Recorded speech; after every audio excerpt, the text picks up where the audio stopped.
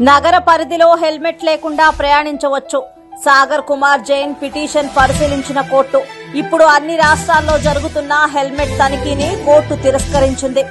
Municipal corporation పరిధిలో driver కు helmet వాడకం తప్పనిసరి కాదు.